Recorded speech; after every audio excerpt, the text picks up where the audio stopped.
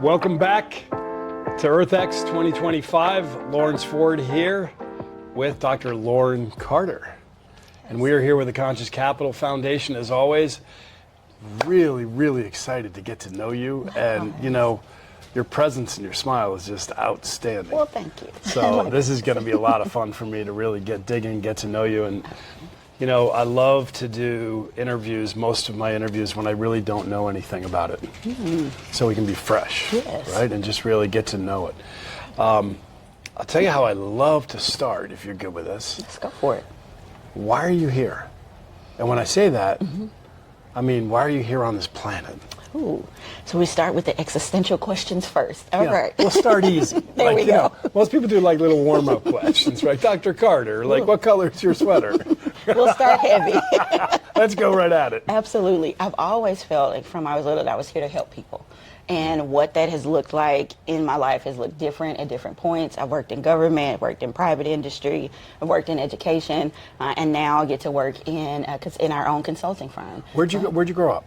Jackson, Mississippi is home. Nice. Yeah, and I've been in Texas or the DFW area for the last, it's hard to say, crazy to say, almost 11 years. I know, isn't that wild? Yeah, it's wild that we've been here that long. What brought you here? I wanted to do my PhD. And when I picked it, I wanted to go somewhere that was a living laboratory. I didn't just want to learn theory. I wanted to see what I was learning in practice. And nice. DFW has over 200 cities and of all different sizes, all different cultural backgrounds and breakdowns. And I said, this is a place where I can see everything that I'm learning in reality, and I can see how those things come to life. Okay, now this is going to get exciting. This is really cool. Now because I'm really excited to know what this is. So when you say like a living laboratory, talk to me. First of all, let's get the fundamentals down. What's the PhD in? Urban planning and public policy. Urban planning and public policy. Okay. And so why is this area unique to this living laboratory? Yeah, so DFW is one of the fastest growing areas in the country and two of the largest cities in the nation, and also some of the smallest cities in the nation, some unincorporated areas as well. And so there was this opportunity for breadth and depth of exploration of concepts of how cities are developed, of how people live together, of how rapid growth can impact how we it's like the engage with it. Perfect case study. Absolutely. Right? It was like this petri dish. Portfolio of like, I was going to say, yes. It's like this perfect petri dish that you get to be able to watch. Now, how long ago was that? When did you finish your PhD? I finished in 19. I came here in 14. And I did research while I was in school. And then I did a lot of research actually in the field, which helped me to see the things that I was learning come to life a lot more. Nice. Now, tell me how, so you are just a person with obviously a huge heart. Thank you. Who wants to just help. Absolutely. And you have dedicated your life to doing that, and it's probably not a small thing getting your PhD. It was definitely a good lift. guess. It was a lift. So a lot of dedication and love behind that. I mean, you know, it's everybody expresses their purpose differently, right? But you know, I have a lot of gratitude for people who not only have the courage to follow their dreams, but then to put the work in. And that's work. It is, yeah, but it's worth it. And like you said, when you have a purpose that's driving you, something that you really believe in, even on your hard days, it helps you to get up and to remember this is why. And you can show up well, not just for yourself, but for the people you're looking to serve and for the purpose that you're looking to further. So it helps to keep you fueled to move forward and for good things as well. Isn't that life? It is. Do you know, like, one of the top 2 things that people say on their deathbed, their regrets? I wish I had more time. Well, maybe top 3. Okay. That might be one of them. Okay. One of the other ones is, I wish, well, more time, and what they say with that, so kidding aside, is more time to spend with my family and the ones I love. So that's kind of the expression of more time. But the other one is, I wish I had the courage to live my purpose, who I was, rather than what people were telling me I was, and follow through with it. Yeah. Now, it comes in different flavors and different ways people say that, but you know, that at Conscious Capital Foundation is what we're all about, is finding stars like you that are doing it and allow you to tell your story, because we believe that when people are living their purpose, they have inner peace. When more of us do it, we get closer to world peace. Absolutely. And although we can be pretty messed up creatures sometimes, a little bit, right? Yeah, we have our days. We do. Yes, we do. But when we're on purpose like this, man, we have all the solutions that the world needs. So let's move into, like, what are your solutions? Like, what are you doing now, and how can we let people know that we've discovered you, and how we can all come together to empower you through the story we're talking about now? Absolutely. I'll say one thing, you hit a target for us. That's always a goal, is collaboration. How can we take what skills we have, the passion we have, and partner?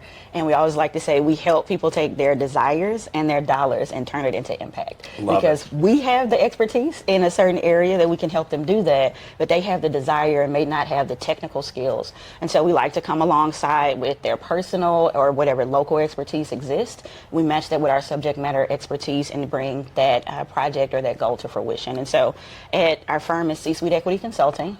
C-Suite Equity Consulting. That's it. I'm big on branding and advertising All for right, you, we'll because take this it. is the point. How do they actually find you, though?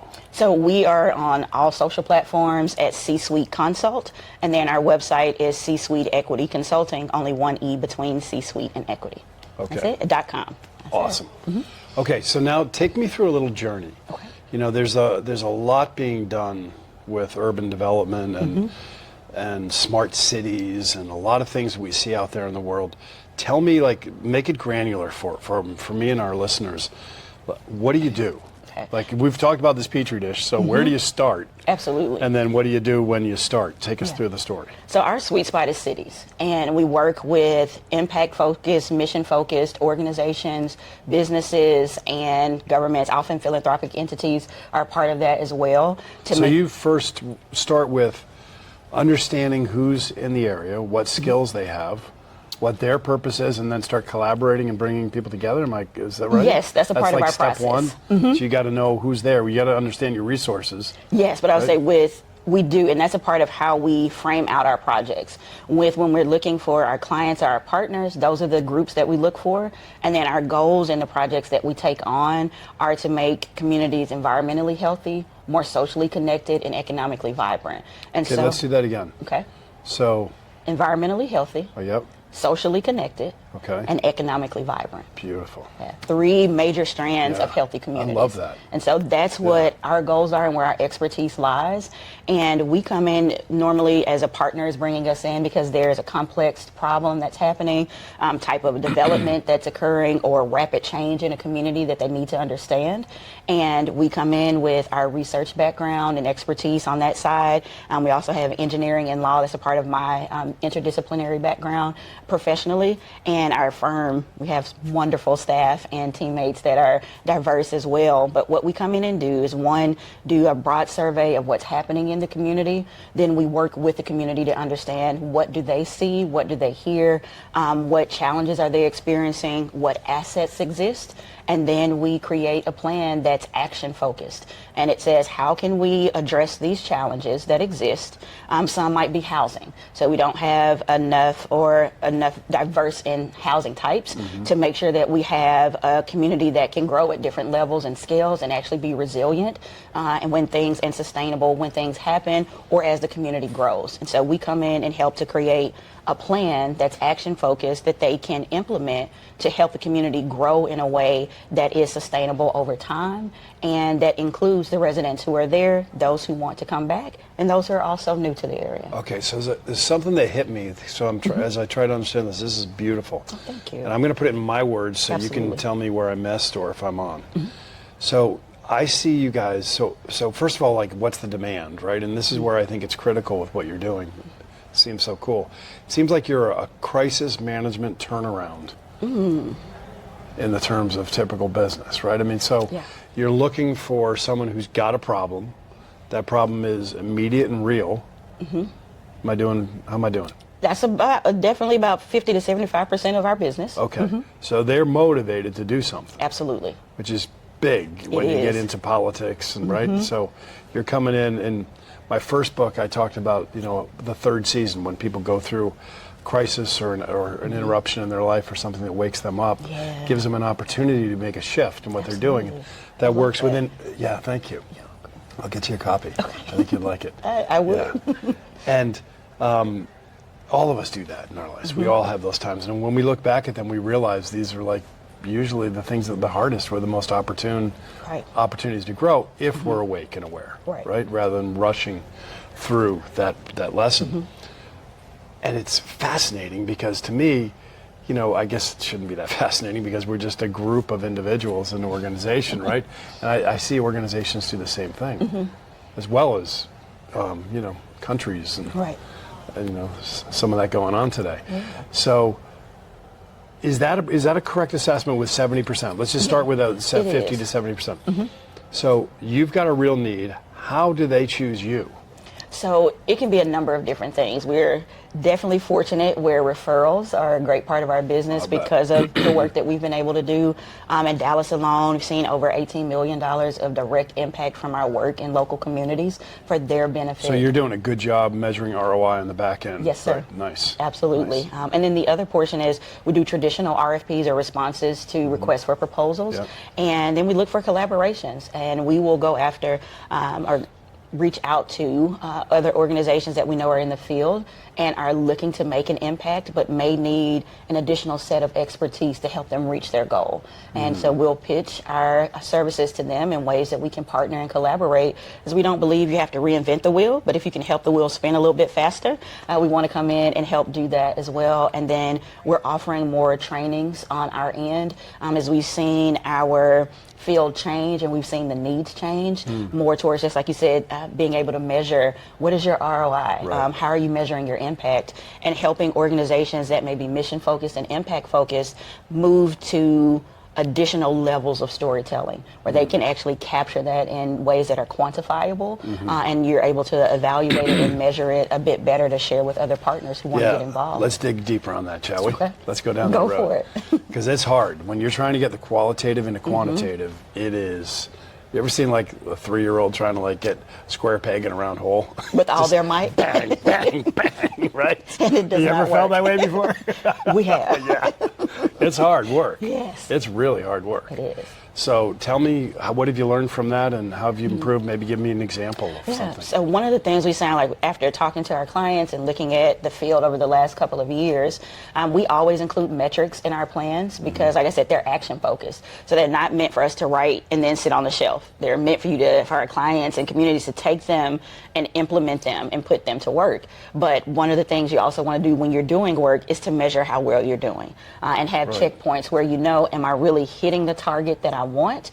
Am I really making the type of impact? And so tweaking how we help our clients create those metrics and then making sure there are regular intervals of evaluation and then adjustment that can happen afterwards. So some of and then the reporting, of course, back. Absolutely. So can you take me through an example? Yes. So one of the ways I say that we have like tiers of services. So one example is the plans that we do to help with holistic development in communities. So those go through a research When you process. say holistic development, define that first. Yes, so that's one, including those 3 groups that I talked about, those who live there, those who want to come back, and then those who are new to the area, making sure they're all incorporated as well, and then looking at the different challenges and opportunities and assets that exist in the community. And so say if housing is a question or park access is a question, not solely looking at the primary question, but how all of the other factors in the community impact that. Because if you have a park but you don't have safe sidewalks to get there, you're not going to use it. Or if there are no lights to get there, you won't use it. Or if the neighborhood's only 30% inhabited, no one will be able to use it, right? So we're looking at all the other factors and how we can comprehensively develop a community so that those 3 things that we talked about, environmentally healthy, socially connected, and economically vibrant, that takes place when we leave. So you have those 3 pillars of which then you drill down, I would imagine, into metrics. Yes. Some more empirical, some more qualitative. Yes. That's a lot of hard work. It is, and they're in phases. So we do the research, engagement, report writing.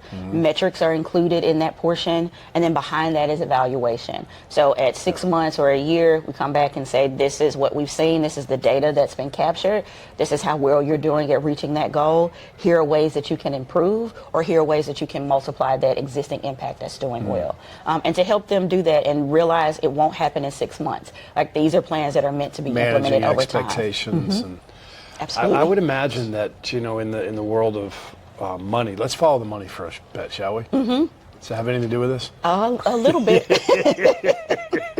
Let's follow the money. All right. So, first of all, are you a nonprofit? No, we're a for-profit consulting firm. This is not for the nonprofits. I'm not bashing you, but I really like that. Well, thank you. Okay, that's cool. Because I actually don't even like the word sustainability. I like thrivability. And when you're a for-profit doing the right thing, then you got choices, right? That's it. You execute well, things come in well. There's a lot of stuff broken with the capital markets, but you know, if you use the tool properly with the right intentions, the right incentives, it works out pretty good. So I love that. That's exciting. Well, thank you. So, what are your biggest needs on the front end? Do you guys do you need more funding, investing? Do you take on investors? How does that work? So the thing that I would say would be most impactful for us, like I said, is partnerships. Whether that's a joint venture or collaborating on a series of trainings, things that we can do where we can take the things that we know work and amplify them. One thing that we've realized is that we can make an impact, and we have, but there's only so much one firm can do on its own. And so being able to take the message, the trainings that we have nationwide or to other areas that have a greater need and may not have the same level of expertise, and partnering with someone that either has those relationships or capital to help expand the resources that we offer now would be a great way, or creating something together that combines what our goals are as far as impact and helping move those 3 pillars forward, and another partner who has the same desires but maybe not the expertise, but they have the funding, where we can come together and do it. So again, we're not both trying to do it independently, but we can have that common goal and reach it together and use our different assets to push it forward. Which is a great expression of what we need in the world today, right? You know, you get the people with their gifts, come together, collaborate. That's how we change the world, That's right? it. All right, let's finish with this. Dr. Carter, I want to ask you a question. If you can think of, let's just maybe follow a storyline, like all the way to the end. We call it like last mile of someone it touched. Who comes to mind? And tell me the story of that person and how your work touched that person. Okay, so I will go with a neighborhood we've been in, I've been working in actually since 2018. And there was a community member there, and of course there had been broken promises before with things that had happened. And I remember our first meeting with her. Before we could even get started, this was a community meeting, before we could even get started, I had my own meeting with her where she came, and it was a rapid fire of questions. And over time, as we brought resources to the community, as we partnered with them, with the city on a number of different projects, with the county to come in and help improve infrastructure, improve housing, transportation, to really build a sense of place and create more of return the vibrancy to the community. Now, when she sees me, she literally beelines to hug me. And so I think about that is so cool. That kind of impact. What's her name? She will not let me say it. All right. So the one we cannot say. The one who will not be named. You will watch this and you will know who you are. Yes. Okay. But that's one of the examples with her, and then just with our partners of seeing sometimes that frustration of knowing you want to do more, but not knowing what it looks like or what the format needs to be. And then us being able to come in and then seeing the relief on their face, be like, you finally put words to what we've been trying to figure out, and you were able to create a program or a plan or a process that now allows us to function better. And we always see ourselves as a partner. We have great resources and expertise, but we also know we don't know it all. And so we always like to come alongside to support and build up those that we work with as we build up our firm. It's like there's enough space for us all to win.